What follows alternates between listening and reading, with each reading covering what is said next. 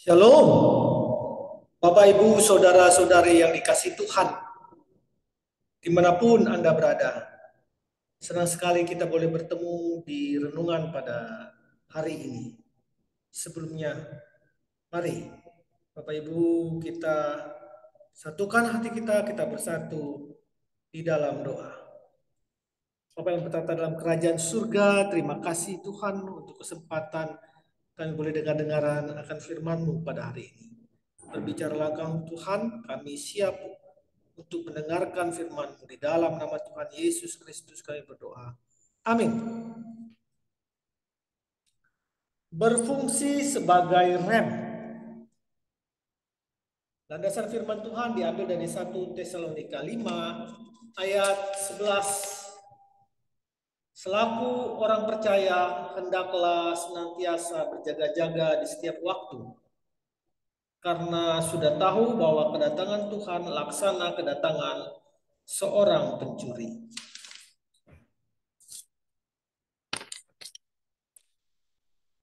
Pak Tio adalah seorang karyawan di sebuah perusahaan penerbitan. Jarak rumah dengan kantornya sekitar 40 kilo yang ditempuhnya dengan menggunakan motor.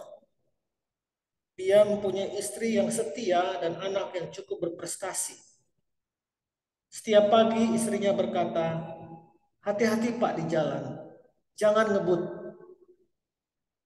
Tetapi tidak jarang di malam harinya suaminya berkata, "Aku tadi emosi, ada pengendara motor yang seenaknya, aku kejar dia." Jangan begitu Pak, bukankah hal itu akan membahayakan dan membuat kita celaka, dan itu akan membuat kita repot, kata istrinya.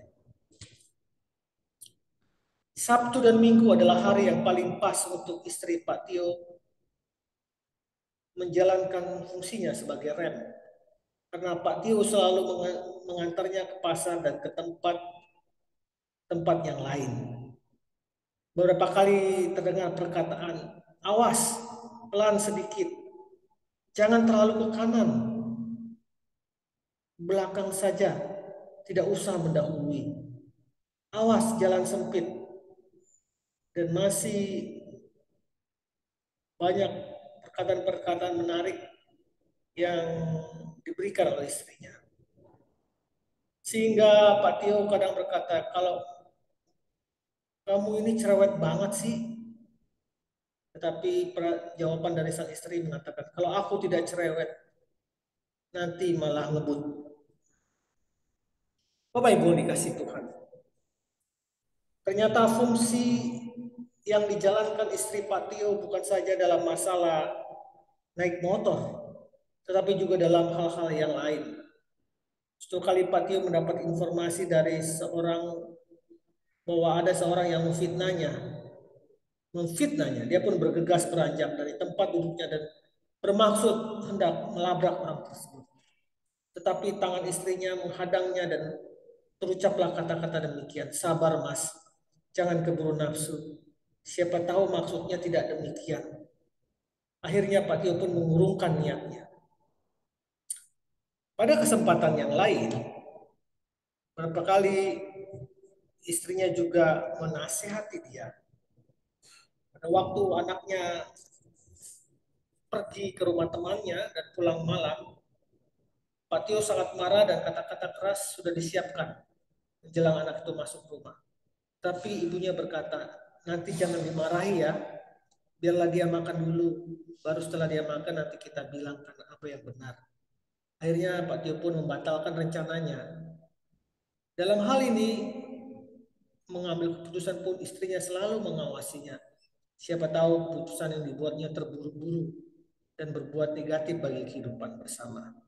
Bahkan dalam masalah makan pun seringkali sang istri mengatur makanan, belikan roti, atau menyuruh dia jangan makan gorengan karena tidak baik.